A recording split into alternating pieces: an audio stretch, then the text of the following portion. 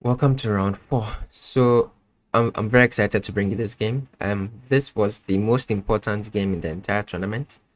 Not just because I'm playing the person who, in my opinion, is the strongest player in the country, probably by far. Um, but also because of the tournament standing. So let's take a look. At this point, I'm tied for the lead with FIDE Master Hasford. We both won all our games. And looking at the pack below, it seems like the tournament will probably be decided between us two. Now, this clash between the two of us is also extremely important because the first tiebreak for this particular tournament is head-to-head. This means if at the end of the tournament you both have the same number of points, whoever won our individual encounter wins the tournament. So it's extremely important on both sides. And I'm playing him here on the black side. This is the first game of the third day of play. So I was fairly well prepared coming into the game. I was slightly unhappy that I had to play him with the black pieces, considering how crucial the game itself was. But yeah, I was just looking to play a good game. Up until this point, I'd never actually beaten him. Only managed to draw him once in a very previous encounter. But I was fairly confident because I was fairly well prepared. He started 1d4, I played knight f6. He played knight f3, and I played d5. Immediately not going for the most forceful or objectively good lines, but okay. After c4 e6, we are transferred back into something more mainstream, a normal QGD. After knight c3, I prepared to go into this line with the pawn immediately taking on c4. This is a very sharp variation. Can lead to very sharp lines, especially if he accepts and goes for like e4.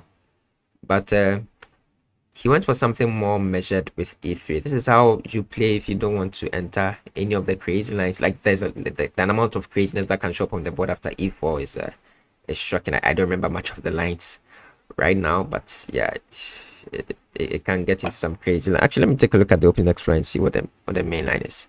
Can get into some very crazy. Okay, bishop b4 is the main line, and after bishop g5, c5, bishop takes c4 is the main line, but even e5 is like the actual is the sharpest. And this guy is hanging, and in all of this, the main line is queen a4. And after knight c6, you just castle long and leave this guy hanging. This guy is still hanging because the bit like it's a lot of craziness.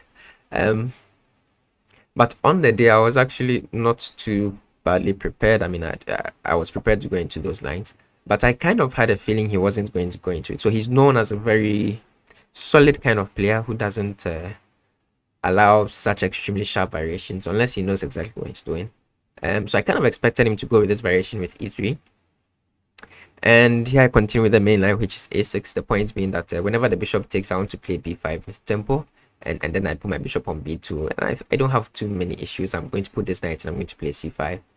And I'm going to have an okay game. And so the main line after a6 is to play a4, preempting my move b5. So now he's threatening to take, and he's not allowing me to go b5 any longer. And these are the main lines, so I knew what I was doing. And the move is to go c5. And I mean, now you switch and you play normal stuff. You put your knight on c6 and you put a lot of pressure on the d4 point, and you're going to take at the right moment. So now the bishop takes on c4. My knight comes into c6. He castles, and I play bishop e7. And I'm ready to castle. And the main line here is for him to go queen e2, but it's a difficult main line to play unless you know a little bit of theory, because after pawn takes, you don't really want to give me this IQP. Also the pawn probably just drops, right? So the main line is actually to go rook d1. This is the point of queen e2, and you're going to take the pawn back, and you're going to have a fairly normal game. But it's kind of difficult to know unless like you know the theory, which I mean I suspect he didn't. The other thing you can go for is d takes c5, which is also just fine, but it allows me to trade queens, and we're going to play this endgame. Where white should still be slightly better, but black really doesn't have too many issues. Mainly because the bishop isn't actually stuck, because you can always go e5 if nothing. But here it's not even a priority to bring out this bishop. Probably more interested in playing king e7 and rook d1, rook d8, and then it doesn't look like white has much of an advantage there. So I kind of expected him to go outside of book at this point, because queen e2 rook d1 is something you play if you know what you're doing. So he went for b3, which is not a move I had anticipated, but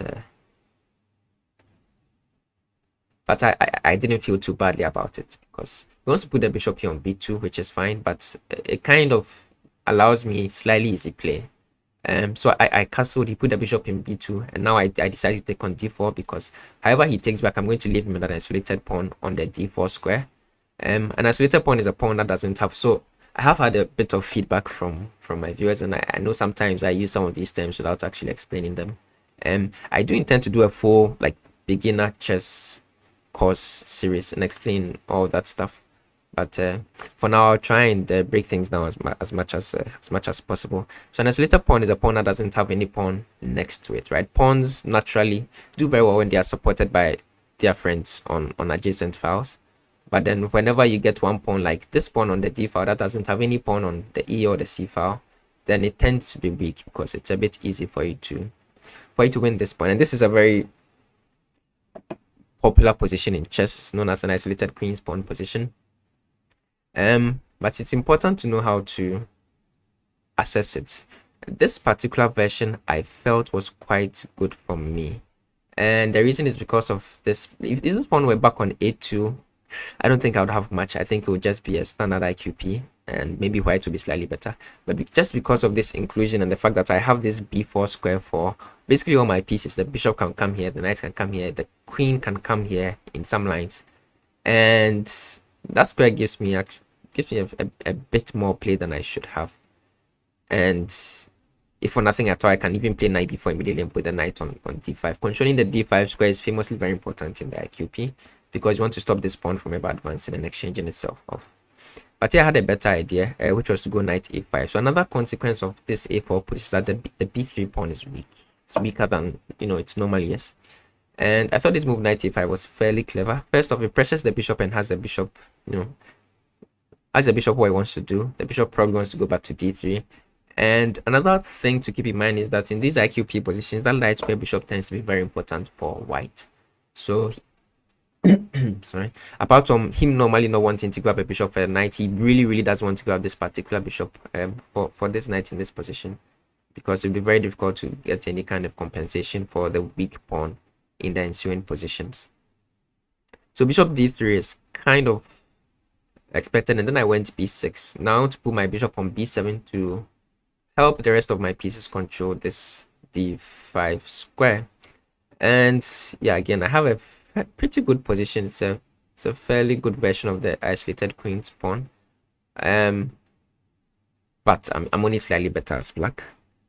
There's still a lot of the game to play. So generally in these lines, white aims to create some kingside counterplay. So he wants to make use of these files, and this outpost square on e5. He wants to create a battery of his queen and bishop and generally put a lot of pressure on my kingside. And my aim is to trade off a few pieces, try and neutralize his attack, and in an endgame I want to win this pawn and the game. So he continued knight e5, which is what he's supposed to do. I put my bishop on b7, controlling that square, and he continued with rook c1. I mean, all his pieces are coming to the squares you expect them to come to. I played rook c8, just eyeing that guy as well. Here I took a look at the move knight c6, which is also not bad.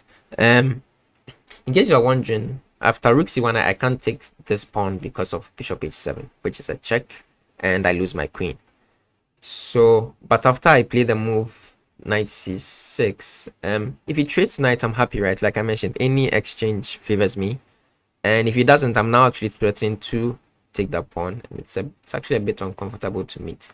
But I decided to start with rook c8. I mean, that's the piece that hasn't developed yet. And the knight is actually still kind of eyeing this pawn because it's only defended once by the queen. So he's tying the queen down to the square where it currently is. Because the queen would love, if given the time, to do like a queen e2 and put this rook on the d file.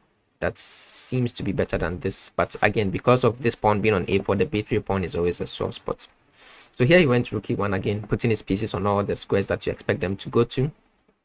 And this is another time where I could have seriously considered knight c6. Probably here more than the previous position. I just realized in the previous position I was probably hanging the a pawn, wasn't I? Like if it takes, anyways, my rook is still there, so that's fine.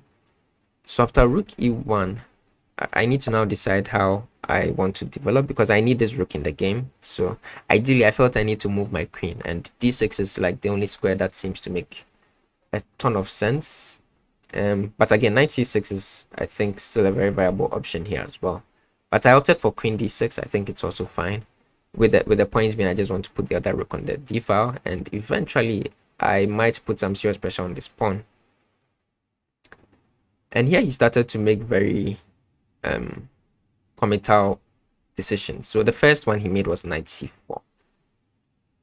Very committal, hitting my queen, of course, also hitting this knight, basically egging me to take, because if I don't take, then he takes and he just ruins my pawn structure, right? So basically forcing me to take. I took on c4, but again, like I mentioned, every exchange favors me. So it was quite committal in that in this position you can clearly see that this knight is a better asset for white than my knight is for me. I mean, it's a knight on the a file after all, compared to a very central knight on an outpost. I mean, an almost outpost square. So I was a bit surprised by knight c4. I didn't really consider it for too long. I didn't think we'd go for this, but there may have been a good idea behind it, but he didn't really go for it. So after knight takes c4, the best move was to take with the pawn and transform the pawn structure. What it does is I change the position from an IQB to the hanging pawn structure. And in this particular formation, the hanging pawn structure seems to be significantly better and easier to play with than the hanging pawns.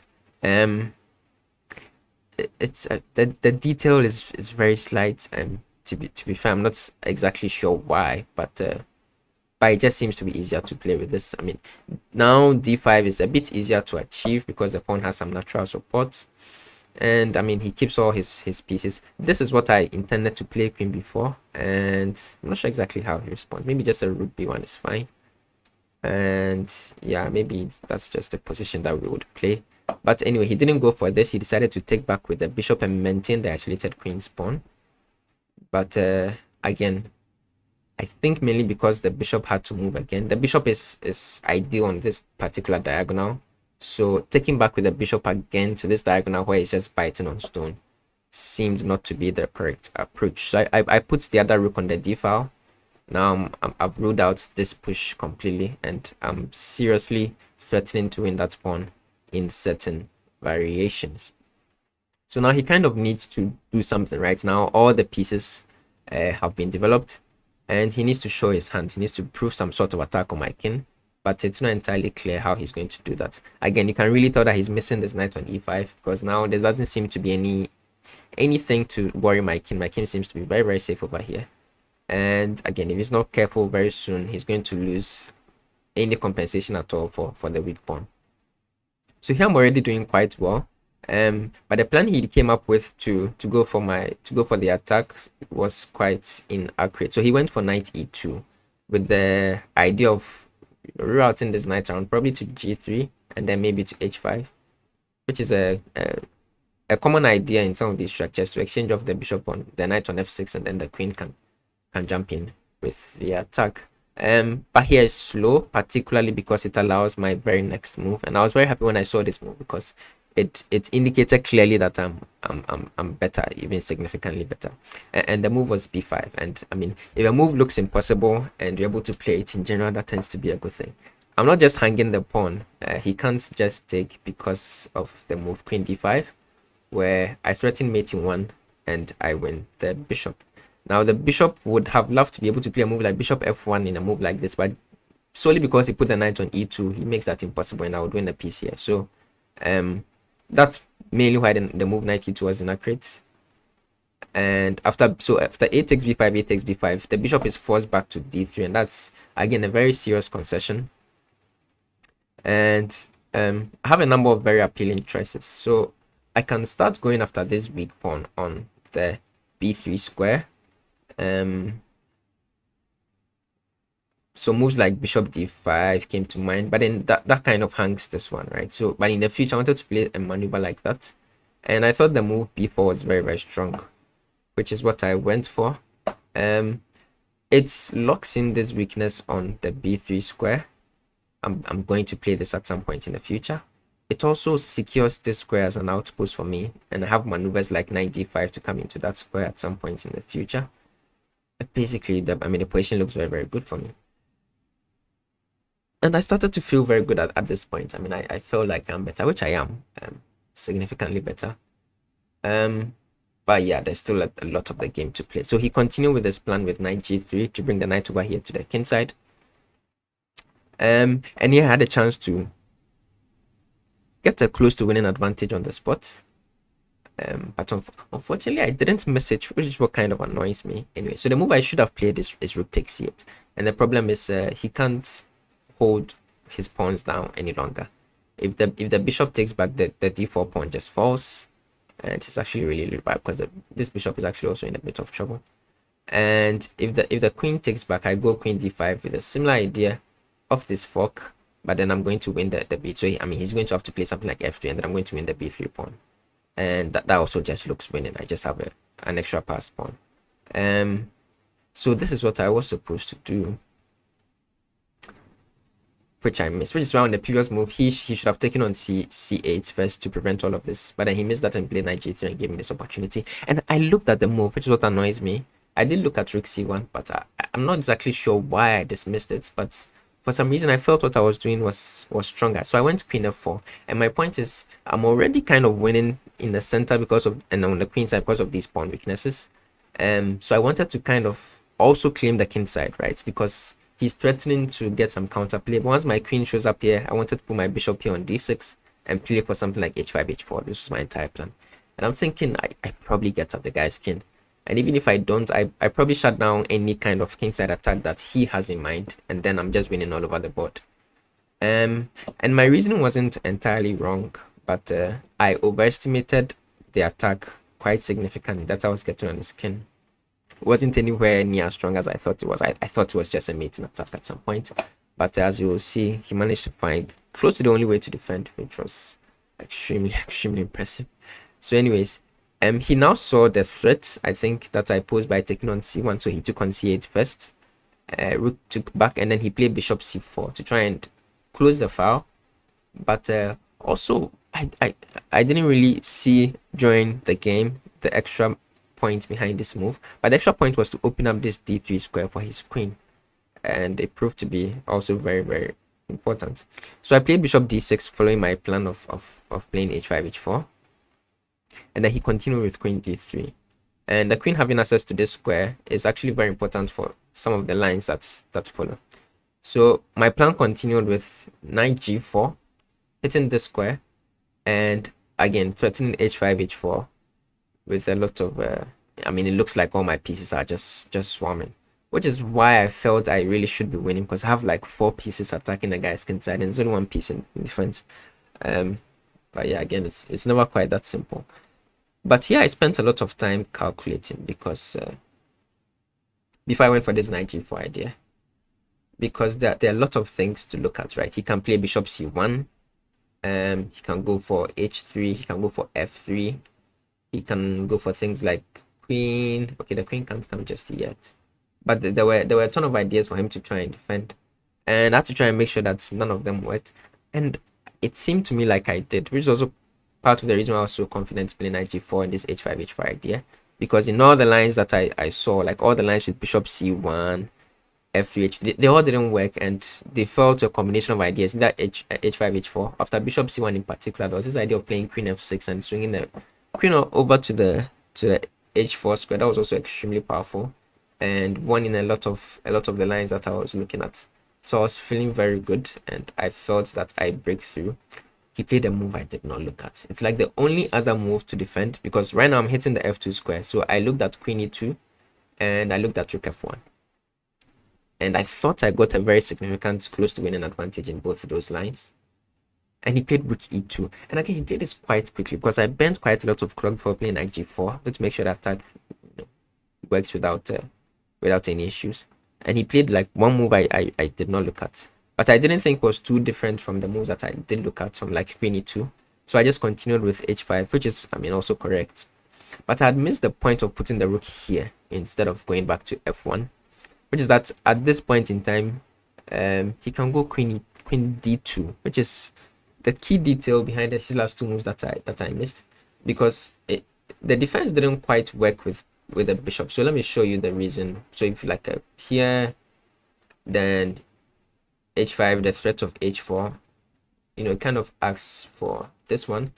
But here, this switch over seemed very powerful. And in all these lines where the queen is forced to leave this rank, he could never continue with the desired h3, because the knight always hanged in the end because of this bishop. But then he managed to find the only construction of his pieces that actually held the attack down. So after queen d2, there's nothing. Now my desired queen f6 simply does not work, and I think the reason was the immediate h3. So if I go here, I'm fairly certain this was the move, and he doesn't allow me to come here first. If he allows me to come here first before h3, if he goes something like d4 and then this before h3, then it actually loses to knight f2, and this is the issue. But then the immediate f3 is just in time, and somehow none of my attacks is in time, and he's actually better here. So yeah, I took close to half an hour in this position because I simply couldn't believe. I was fairly certain before this entire sequence that I was just crashing through, and I felt that I'd messed it up at some point, because I felt like 2-3 moves ago there shouldn't have been any defense, and now it seemed like he was holding everything together. And it seemed like the best move for me to play was h4. But so as I play, and of course the reason I'm unhappy with this is because I allow him to exchange queens, and so I'm no longer crashing through it like a mating attack. But I wasn't wrong. I hadn't put a foot wrong. This is the I played the attack perfectly. He also just managed to defend perfectly, and I'm still significantly better after h4. But I didn't know it. I thought I'd messed up the attack. I thought we just play an endgame. I still did think I was slightly better because of his weakened pawn structure, but I seriously felt that I'd messed up the position. So I felt really, really bad. So he did exchange queens, and then move the knight to f1 to cover the h2 square. And here I played rook d8, and this is part of the, it's a very emotional game, this one. And yeah, when you're not feeling right, it can really show in your play. Rook d8 wasn't too accurate, because the best file for my rook is this one, because I want to like invade over here. I played rook d8 to try and keep tabs on the d4 pawn, because like I mentioned, I never wanted to be able to push. But the problem is the bishop and the pawn are already doing a pretty good job of doing that. So I don't need to add my rook. I can activate my rook on the a file, and this was probably the best way to go. But even rook d8 is still, I'm still significantly better. But again, I don't know it during the game. I think we have a fairly level end game now, and so I'm just playing. And now, because of the significant investment of time that I made on the previous move, the previous few moves, try and calculate that attack out, I'm down like close to 40 minutes on the clock. And he made all those accurate defensive moves with like 0 time, which is what both annoys and impresses me. But yeah, what can you do? These guys are extremely strong for a reason. So he continued with f3, which is one of the first moves that I kind of raised an eyebrow at. Yeah, you want the knight out of here, but I thought h3 was just much simpler. I kind of get that his idea behind f3 was to also kind of try to blunt this bishop, but you also kind of play into the hands of the bishop, because now after my knight comes back, and my knight comes back to h6 because I want to go to f5 and put some pressure here. The threat is this, right? Now you set up this pawn chain on the light squares where my bishop is looking at. So whenever I get the move h3 in, I undermine that's the structure, and the pawns become very, very weak. Which is why I preferred h3 to f3. And he continued with knight e3, activating his knight, stopping me from accessing the sorry, my mouse is doing things today, from accessing the f5 square. But then I have h3, and again I'm calling this structure into question. And it's a bit uncomfortable. So again, there isn't really any good moves. You don't really want to take. I mean, that just looks horrible. I will win the pawn back. And this is actually probably just lost, right? There's no, yeah, this is really, really bad. So you can't really do that. So he opted for g3, gaining some tempo on my bishop. Oh, my mouse is really messed up. And here I went crazy. So part of the psychology of the game is you need to be able to manage your nerves. So I was getting very nervous. Again, all going back to the fact that I thought I should have been winning with that kingside attack, but I wasn't. I overestimated the attack, and so when he seemed like he was defending, although I still have an excellent position here. Like this pawn is excellent. This pawn is going to be weak forever. My rook is better than his. He still has all these weak pawns, and I should simply just swing my rook over here, and I still have an excellent position. But I don't know this, right? During the game, I'm feeling like I've messed up the attack. He's defended. And now we have an end game where this pawn is probably going to fall at some point after something like this. And I'm feeling like I need to force the game somehow. And so I go crazy. So after g3, I can even come back and I'm still better. But I can also just take, and I did see this sequence, which is again what really annoys me. And the move knight f5 after hitting this guy, threatening to take this pawn, right? Forcing his rook to go to this very, very passive position. And yeah, his pieces are not all bad. So this is the end game that I saw that I could play. And it's an end game that I should assess correctly. I mean, I should see that I'm doing very, very well indeed.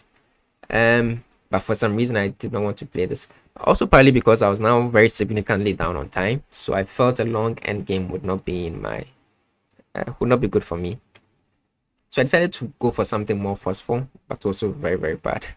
And after g3, I decided to play bishop takes f3, allowing this sacrifice of it's not really a sacrifice. Material is supposed to be the same. So I win this pawn, and I'm going to win the rook, right? This is the point. He's going to take my 2 pieces. So I give up the 2 bishops for a rook and a pawn, but it's just not good. And now white is better. And it's annoying that I made this kind of a bad decision, because up until this point I'd actually played a very, very good game, with the only exception being missing that rook c1 idea, winning a pawn. But I mean, the rest of the game was basically on point. But I thought I'd messed it up, and because I was feeling like I should force something, I went for this very inaccurate continuation, which is something that I do still need to work on. Sometimes the pressure and the intensity of the games themselves can get to you, So I made this decision knowing it's not great, which is what kills me. And even as I play it, I know it's not a good decision, but I feel like I have to do it anyway. It's something that I've done a couple of times since then. And yeah, again, there are many things that if I want to improve my results, I do need to work on. But anyways, the game continues. So now white is slightly better. Usually the reason why this exchange is not so good is because the 2 pieces tend to outplay a rook, right? And the pawn tends to be not so important in these endgames, unless you have like a clear pass pawn somewhere. So I played rook a8, and now I have to activate my rook, which means I need an open file. If I go to the c file, he's just going to block it up with this or the knight there. And yeah, so the a file is where you want to go to. And again, I really should have played this move like long ago. And he plays king f2, and I invade with rook a2. And this is the sequence that I saw before I gave up the 2 pieces for the rook and the pawn, of course. And I felt here I have good chances. And I had kind of seen the move that he played, which is knight c4. This is not the only way to defend that pawn. The knights can also come back to d1. And that's slightly better than knight going to c4. And that is the move I missed, looking at the position ahead of time. So I only saw knight c4, and I saw a way to play against knight c4 that he seemed to have missed. But I mean, after analysis, we realized that knight d1 would have been just better for white, because now my rook is stuck there and it's actually not doing anything, and his king is going to come and take this pawn. He still has like another piece that is playing, and this is really what you risk when you give up 2 pieces for a rook, because now you are playing with just 2 pieces versus 3 pieces, right? So unless you can significantly prove the activity of one of them, you're going to just be outplayed slowly. But it's not too obvious to see what's the problem with knight c4. And so I was happy that I kind of saw the refutation ahead of time. I mean, it's still level now because there's still a way to continue. So I mean, the continuation that I saw was that I was going to play knight f5. Of course, I have to activate this guy. But here he had only one move that held on. So he had to go bishop d3. But he didn't really see the danger. And the problem is that I have a way of getting this knight out of there, which is by playing knight to d6. And I threaten to take, and if he takes, then I take the bishop, and I kind of crash through. And the thing is, you can never allow my rook to crash through on the 7th rank, partly because I have this advanced pawn on h6, on h3. So I'll either be getting attacks against your king, or I'll be winning this pawn and just queening. So he had to secure that c4 square and not allow me to exchange the knight, which is part of why the knight on d1 would have been much better, because there, like, I have no way of getting to the knight, and so this bishop always stayed there, and my rook becomes useless. So knight f5, the idea of going knight d6 was the point of my play. And after bishop d3, I'm actually not entirely sure how they... Let me see what the engine says against knight d6. So after knight d6, oh, bishop b1. Gosh, oh, that's clever. So this is the point. The bishop comes to b1 and hits my rook just before I can take the knight and take over the second rank. And if I have to go back, then yeah, I just play the end game with the 2 pieces against the rook, and that is not great. So this was the way to go, but he didn't see the danger in time. Knight d6 is an easy move to miss, to be fair. I was actually a bit surprised when I saw how powerful it was myself, but I didn't realize before time. I didn't realize beforehand just how strong it was until the position actually showed up on the board. So he played king f3. He didn't really sense the danger. I mean, his point is that he just wants to go and take this pawn. But then knight d6 is actually just winning on the spot. And it's kind of annoying because, again, usually when you miss something slight like this, you get into a worse position and you kind of try and defend. But here, he actually just lost on the spot, and there was like no way to complicate the position further. So it was a bit annoying. So yeah, after knight d6, he took a lot of time and he realized the position was actually just lost.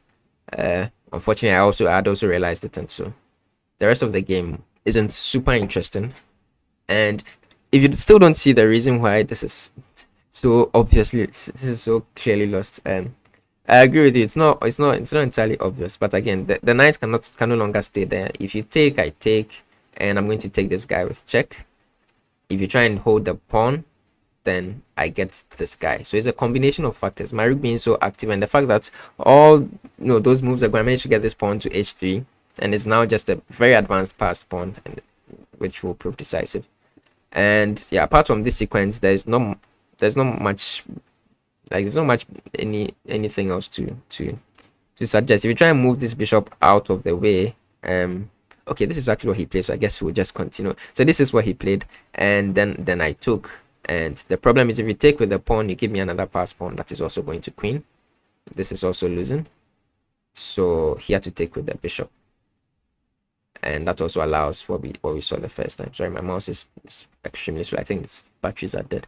And it allows me to take this pawn, and I get this pawn. So either I'm definitely going to get a pass pawn in like all the lines, and this is why the position is indefensible. So it's just completely lost.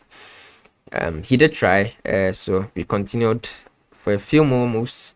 Play bishop e3. My rook came back to c2, and here by the way, I'm actually threatening to just take. Like if he plays something lazy, I'm threatening to just take this guy and get 2 pass pawns, and he can't stop both because the bishop will be overworked.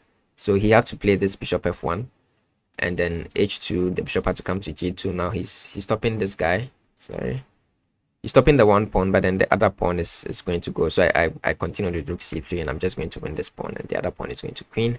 and there's just absolutely nothing he can do. So I mean, he tried something. He played f5, uh, ah, tempting me to take the pawn and then give me a passed pawn that he can maybe claim, brings him some counter play. But yeah, everything wins by this point. So I just ignored and took the pawn. I took back. The king tried to come back. My rook came to the b file. I'm just going to push the b pawn down. Bishop d2, b3, bishop c3, b2. And now I'm threatening to just move my rook away and then queen. Yeah, so there's nothing. So he played bishop e4, but then the game ended after my next move, which is h1 queen, which is a nice touch. Bishop takes his first. My rook is going to take back. Oh, this mouse is, and then I'm threatening to just queen, so the bishop has to take, and then the game will end with a simple rook h2 and the bishop will fall. So he resigned after h1 queen, and I scored an extremely important win. My first time beating him. Again, not a game I'm proud of, so it follows in like the narrative of the tournament, right? I did play fairly well for many moves, but again, certain weaknesses showed up in my play, and I made a very silly decision. And I really should have lost that end game. Even against Simon another day, he would have probably beaten me in that end game. But yeah, it just so happened to be a tournament where everything kind of fell into place, and he blundered this 96 idea, which is, yeah, it's not obvious, so it's kind of difficult to say was because of bad form or anything. I mean, he played quite well this tournament. It's just a very easy idea to miss. So yeah, an extremely important win that basically meant for him to come back and win, he would have to score more points than me, and now I was a point ahead, so I would have to lose more than one game, right? I would have to at least draw one and lose one, or lose 2 games, which puts me in a very comfortable position. But my next game, second game of that day, was going to be against the second strongest player in the country, International Master Nkwanda, which also proved to be an extremely interesting game, and I will come your way with that one soon. Thank you very much for tuning in. I hope you enjoyed it. Subscribe if you haven't, leave a comment, drop a like. Happy chessing, and I'll see you later.